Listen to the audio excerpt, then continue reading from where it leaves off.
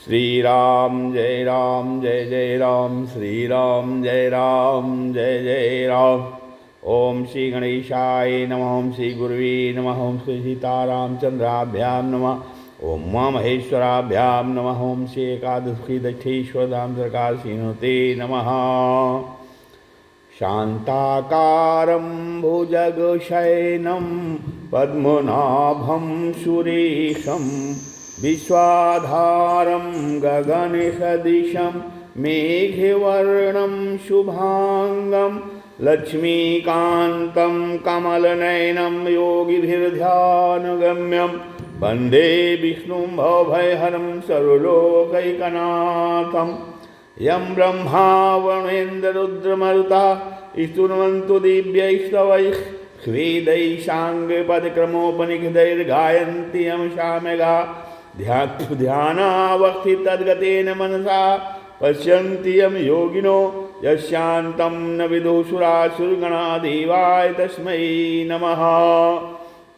नीलाम्बुजश्यामलकोमलाङ्गं सीतासमारोपितवामभागं पार्श्व महासायकचारुचापं नमामि रामं रघुवंशनाथं।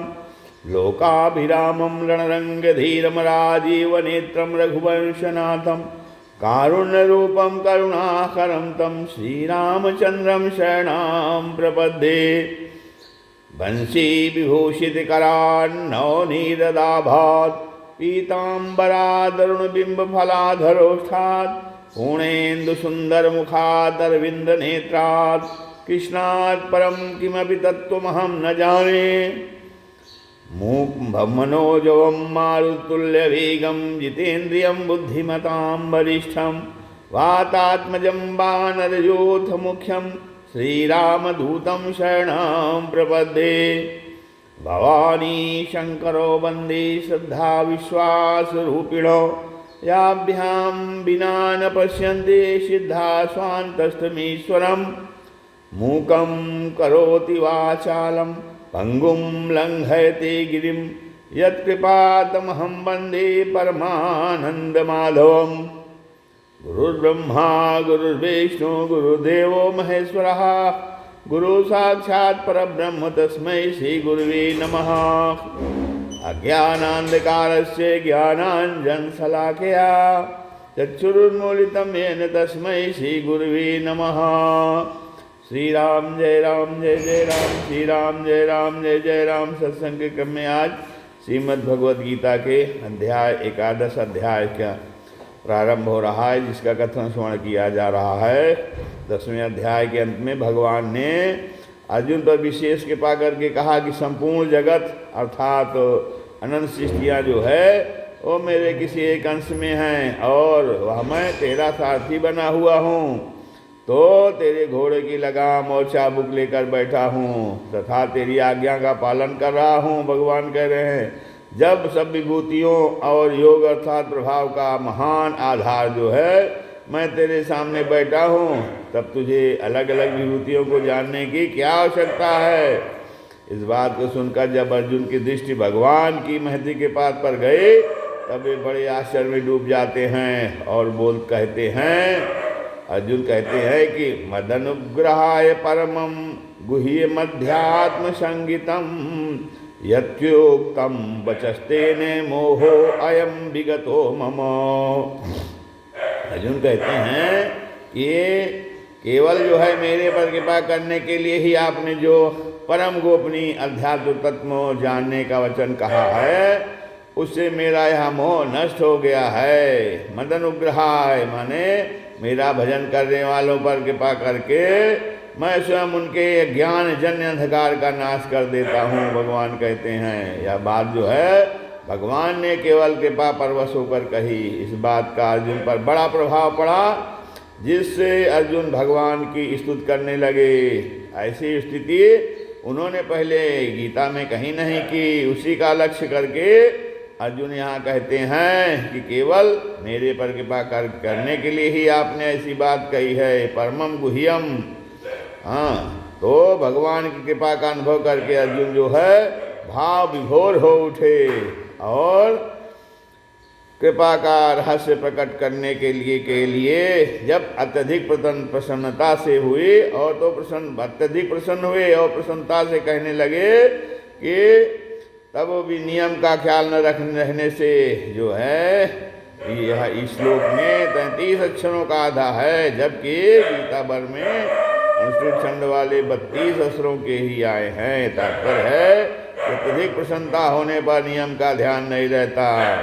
तो परमम गुह्यम अपनी प्रधान विभूतियों को कहने के बाद भगवान ने 10वें अध्याय के अंत में अपनी ओर से कहा कि मैं अपने किसी अंश में संपूर्ण जगत को, अनंत कोटि ब्रह्मांडों को व्याप्त करके स्थित हूँ। अर्थात भगवान ने खुद अपना परिचय दिया कि मैं कैसा हूँ। उसी बात को अर्जुन जो है परम गोपनीय कहते हैं। अध्यात्म संगीतम माने 10वें अध्याय के 7वें श्लोक में भगवान ने कहा था कि जो मेरी विभूति और जो है योग को तत्व से जानता है, अर्थात संपूर्ण विभूतियों के मूल में भगवान ही हैं और संपूर्ण विभूतियाँ भगवान की सामर्थ्य से ही प्रकट होती हैं, तो ऐसा तत्व से जानता है। हाँ, तथा अंत में भगवान में ही कहते हैं कि संपूर्ण विभूतियाँ भगवान की सामर्थ्य से ही प्रकट होती हैं तथा अंत में भगवान में ही लीन हो जाती हैं। तो ऐसा जो मनुष्य तत्व से जानता है वह अविचल भक्ति योग से युक्त हो जाता है, उसको अनन्य भक्ति प्राप्त हो जाती है। इसी बात को अर्जुन जो है अध्यात्म संगीत मान रहे हैं। हाँ, ऐसे तो पहले अध्याय से लेकर यहाँ तक भगवान ने जो कुछ कहा है वह सब कृपा परवश होकर ही तो कहा है। वास्तव में भगवान की संपूर्ण क्रियाओं में कृपा भरी रहती है, पर मनुष्य उसे पहचानता नहीं। हाँ, भगवान की कृपा को पहचानने पर भगवत तत्व का अनुभव बहुत सुगमता से और जो है बहुत जल्दी हो जाता है। अर्जुन का लक्ष्य भी जब भगवत कृपा की ओर जाता है तब वे विभोर हो करके कह उठते हैं कि आपकी कृपा से मेरा मोह नष्ट हो गया है। हाँ, तो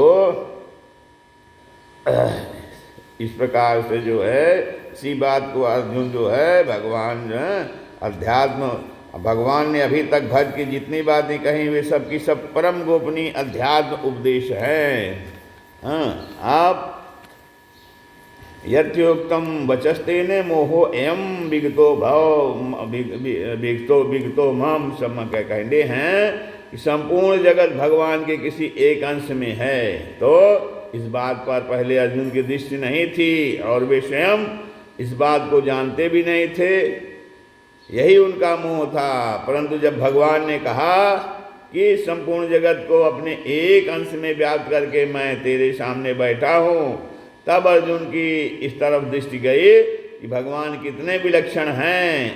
उनके किसी एक अंश में अनंत सृष्टियाँ उत्पन्न होती हैं, उसमें स्थित रहती हैं और उसी में लीन हो जाती हैं और वे वैसे के वैसे रहते हैं। अब इस मोह के नष्ट होते ही अर्जुन को यह ख्याल आया कि पहले जो मैं इस बात को नहीं जानता था वो मेरा मोह ही नष्ट हो गया है। मोह के रहते हुए मोह का ज्ञान नहीं होता, मोह के रहते हुए मोह का ज्ञान नहीं होता। प्रत्युत जो है मोह के चले जाने पर ही मोह का ज्ञान होता है और ज्ञान होने पर मोह रहता ही नहीं। इसलिए अर्जुन यहाँ अपनी दृष्टि कैसे कहते हैं कि भगवान मेरा यह मोह सर्वथा चला गया है, नष्ट हो गया है। परंतु ऐसा कहने पर भी भगवान ने अर्जुन को जो है अर्जुन के मोहवश को स्वीकार नहीं किया, क्योंकि आगे जो है भगवान ने अर्जुन से कहा है कि तेरे को व्यथा और मूढ़ भाव अर्थात मोह नहीं होना चाहिए। माते व्यथा माँ च विमूढ़ भाव।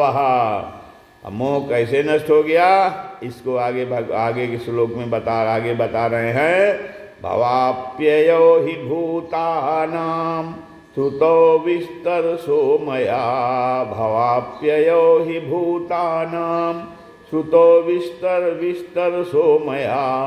त्वत्वः कमलपत्राक्ष माहात्म्यमपि चाव्ययम्। हे कमल नयन, संपूर्ण प्राणियों की उत्पत्ति और प्रलय मैंने विस्तार पूर्वक आपसे ही सुना है। अर्जुन कहते हैं और अविनाशी महात्म भी सुना है। हाँ, तो भगवान ने पहले भवाप्य भूता नाम तो तः सुतो विस्तर सो मया, भगवान ने पहले कहा था कि मैं संपूर्ण जगत का प्रभव और प्रलय हूँ और मेरे सिवाय अन्य कोई कारण नहीं है। सात्विक, तामस और राजस भाव जो है भगवान कहते हैं वो मेरे से ही होते हैं। प्राणियों के अलग अलग अनेक तरह के भाव मेरे से ही होते हैं और संपूर्ण प्राणी मेरे से ही होते हैं और मेरे में ही सब चेष्टा करते हैं। प्राणियों के जो है आदि मध्य तथा अंत मैं ही हूँ, भगवान कहते हैं, और संपूर्ण सृष्टियों के आदि मध्य तथा अंत मैं ही हूँ। इसी को लेकर अर्जुन यहाँ कहते हैं कि मैंने आपसे प्राणियों की उत्पत्ति और प्रलय का वर्णन विस्तार से सुन लिया है। इसका तात्पर्य प्राणियों की उत्पत्ति और विनाश सुनने से नहीं है, प्रत्युत इसका तात्पर्य यह सुनने से है सभी प्राणी आपसे ही उत्पन्न होते हैं और आप में ही रहते हैं और आप में ही लीन हो जाते हैं, अर्थात सब कुछ आप ही हैं। महात्म पिचाभ्ययम, आपने आगे आपने जो है 10वें अध्याय के 7वें श्लोक में बताया है कि मेरी विभूति और योग जो तत्व से जानता है वह जो है अविकंप भक्ति योग से युक्त हो जाता है। अर्थात इस प्रकार आपकी विभूति और योग की को तत्व से जानने का महात्म भी जो है अर्जुन कहते हैं मैंने सुना है। और महात्म को अव्यय कहने का तात्पर्य है कि भगवान की विभूति और योग को तत्व से जानने पर भगवान में जो भक्ति होती है और जो प्रेम होता है, भगवान से अभिन्नता होती है, वह सब अव्यय है। कारण कि भगवान अव्यय नित्य हैं तो उनकी भक्ति प्रेम भी अव्यय ही होगा। हाँ, अब आगे जो है भगवान जो है अर्जुन को विराट रूप के दर्शन के लिए अर्जुन भगवान से प्रार्थना करते हैं। एवमेतद्यथार्थो त्वमात्मानं परमेश्वर द्रष्टुमिच्छामि ते रूप मैश्वर्यं पुरुषोत्तम।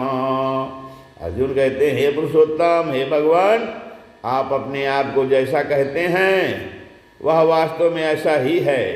परमेश्वर, आपके ईश्वर संबंधी रूप को मैं देखना चाहता हूँ। द्रष्टुमिच्छामि ते रूपमैश्वरम पुरुषोत्तम, हे पुरुषोत्तम, मैं आपके ऐश्वर्य से संपन्न रूप को ईश्वर संबंधी रूपमैश्वरम, ईश्वर संबंधी रूप को देखना चाहता हूँ।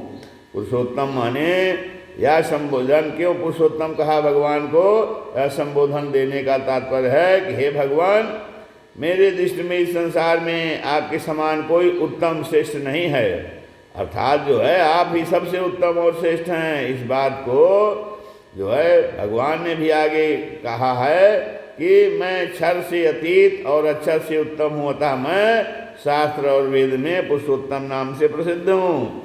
एवं एतद्यथार्थो त्वमात्मानं, हे पुरुषोत्तम, आपने जो है मेरे प्रति अपने अलौकिक प्रभाव का और सामर्थ्य का जो वर्णन किया है वह वास्तव में ऐसा ही है। यह संसार जो है मेरे से ही उत्पन्न होता है, भगवान कहते हैं, और मेरे में ही लीन हो जाता है। मेरे सिवाय इसका कोई कारण नहीं है। सब कुछ वासुदेव ही है। वासुदेव सर्वम, तो ब्रह्म, अध्यात्म, कर्म, अधिभूत, अधिदैव और अधियज्ञ मैं ही हूँ, भगवान कहते हैं। अनन्य भक्त से प्रापणी परम तत्व मैं ही हूँ और मेरे से यह संपूर्ण संसार व्याप्त है, पर मैं संसार में और संसार मेरे में नहीं है। सत और असत रूप से सब कुछ मैं ही हूँ। मैं ही संसार का मूल कारण हूँ और मेरे से ही सारा संसार सत्ता स्फूर्ति पाता है। वह सारा संसार मेरे ही किसी एक अंश में स्थित है। आदि जो है अपने आप को आपने जो कुछ कहा है यह सब का सब यथार्थ ही है। परमेश्वर माने भगवान के मुख से अर्जुन के इसने पहले सुना है कि मैं ही संपूर्ण प्राणियों का और संपूर्ण लोकों का महान ईश्वर हूँ। भूतानाम ईश्वरोपि सर्वलोक महेश्वरम। इसलिए अर्जुन यहाँ भगवान के विलक्षण प्रभाव से प्रभावित होकर उनके लिए परमेश्वर कहते शब्द का प्रयोग करते हैं, जिसका तात्पर्य है कि हे भगवान, वास्तव में आप ही परम ईश्वर हैं, आप ही संपूर्ण ऐश्वर्य के मालिक हैं।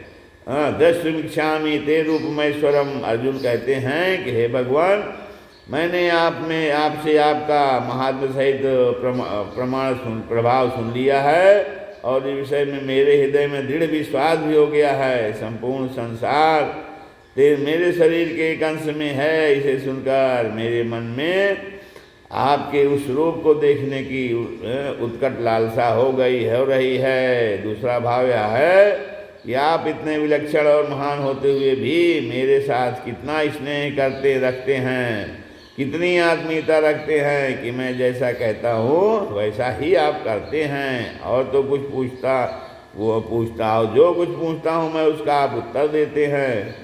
तब इस कारण आपसे कहने का, पूछने का किंचित मात्र भी संकोच नहीं है, और संकोच न होने से मेरे मन में आपका वह रूप देखने की बहुत इच्छा हो रही है, जिसके एक अंश में संपूर्ण संसार व्याप्त है। अब 10वें अध्याय के 16वें श्लोक में अर्जुन ने कहा था कि आप अपनी पूरी की पूरी विभूतियाँ कह दीजिए, बाकी मत रखिए। वक्तुमर्हस्य शेषेण। तो भगवान ने विभूतियों को वर्णन करते हुए उपक्रम में और उपसंहार में कहा कि मेरी विभूतियों का अंत नहीं है। इसलिए भगवान ने विभूतियों का वर्णन संक्षेप में से किया है। परंतु यहाँ जब अर्जुन कहते हैं कि मैं आपके एक रूप को देखना चाहता हूँ, दृष्टुमिच्छामि ते रूपम, तो भगवान आगे कहेंगे ये तो मेरे हजारों सैकड़ों रूपों को देखो। मेरे जैसे संसार में किसी से लालचपूर्वक अधिक मांगता है तो देने वाले में देने का भाव कम हो जाता है, और वह कम देता है। इसके विपरीत यदि कोई संकोच पूर्वक कम मांगता है तो देने वाला उदारता पूर्वक अधिक देता है। ऐसे ही वहाँ जो है अर्जुन ने स्पष्ट रूप से कह दिया कि आप सबकी सब विभूतियाँ कह दीजिए आप। तो भगवान ने कहा कि मैं आपकी अपनी विभूतियों को संक्षेप में कहूँगा। इस बात को लेकर अर्जुन सावधान हो जाते हैं कि जब मेरे कहने से ऐसी कोई अनुचित बात न आ जाए। इसलिए अर्जुन यहाँ संकोच पूर्वक कहते हैं कि अगर मेरे द्वारा आपका विराट रूप देखा जा सकता है तो दिखा दीजिए। अर्जुन के इस संकोच को देखकर भगवान बड़ी उदारतापूर्वक कहते हैं कि तू मेरे सैकड़ों हजारों रूपों को देख ले। दूसरा भाव यह है कि अर्जुन के रथ में एक जगह बैठे हुए भगवान ने यह कहा कि तू जो मेरे शरीर को देख रहा है, इसे किसी एक अंश में संपूर्ण जगह जिसके अंतर्गत अनंत कोटि ब्रह्मांड है व्याप्त है। तात्पर्य है कि भगवान से कि भगवान का छोटा सा शरीर है, और उस छोटे शरीर से छोटे शरीर के किसी एक अंश में संपूर्ण जगत है। अतः जो है इसलिए उस एक अंश से स्थित रूप को ही देखना चाहता हूँ। यहाँ जो है अर्जुन के रूप में। तो अब आगे कहते हैं मन से तत्शक्यम मया दृष्टुमिति प्रभो योगेश्वरो ततो में त्वं दर्शयात्मानमभ्ययम्। हे प्रभो, मेरे द्वारा आपका वह परम ऐश्वर्य रूप देखा जा सकता है। अगर ऐसा आप मानते हैं तो हे योगेश्वर, आप उस अविनाशी स्वरूप को मुझे दिखा दीजिए। आप प्रभु माने प्रभु नाम सर्वसमर्थ का है, इसलिए इस संबोधन का भाव यह मालूम देता है कि यदि आप मेरे में विराट रूप देखने की सामर्थ्य मानते हैं तब तो ठीक है, नहीं तो आप मेरे को ऐसी सामर्थ्य दीजिए जिससे मैं आपका वह ऐश्वर्य माने ईश्वर संबंधी रूप देख सकूं। मन से यद श्रुते तत्शक्यम मया दृष्टुमिति। इसका तात्पर्य है कि अगर आप अपना वह रूप नहीं दिखाएंगे तो भी मैं यही कहूँगा कि आपका रूप देखने का आपका रूप जो है तो वैसा ही है जैसा आप कहते हैं, पर मैं उसको देखने का अधिकारी नहीं हूँ, योग्य नहीं हूँ, पात्र नहीं हूँ। इस प्रकार अर्जुन को भगवान के वचनों में किंचित मात्र भी संदेह नहीं है। प्रत्युत जो है दृढ़ विश्वास है। इसीलिए भगवान तो इसलिए तो वे कहते हैं कि आप मेरे को अपना विराट रूप दिखाइए। योगेश्वर माने योगेश्वर जो है संबोधन देने का यह भाव और मालूम होता है कि भक्ति योग, ज्ञान योग, कर्म योग, ध्यान योग, हठ योग, राजयोग, लय योग, मंत्र योग आदि जितने भी योग हो सकते हैं उन सब के आप मालिक हैं। इसलिए आप अपनी जो है अलौकिक योग शक्ति से यह विराट रूप भी दिखा दीजिए। अब अर्जुन ने 10वें अध्याय 17वें श्लोक में भगवान के लिए योगिन शब्द कहा था, अर्थात भगवान को योगी बताया था, परंतु अब अर्जुन ने भगवान के लिए योगेश्वर संबोधन दिया, अर्थात भगवान को संपूर्ण योगों का मालिक बताया है। कारण यह है कि 10वें अध्याय के आरंभ में अर्जुन को भगवान के प्रति जो धारणा थी उस धारणा में अब बहुत परिवर्तन हुआ है। तो मैं त्वम दर्शयात्मानं व्ययम्, आपका यह स्वरूप तो अविनाशी है, जिससे अनंत सृष्टियाँ उत्पन्न होती हैं, उसमें स्थित रहती हैं और उसी में लीन हो जाती हैं। आप अपने ऐसे अविनाशी स्वरूप के दर्शन कराइए। श्री राम जय जय राम, श्री राम जय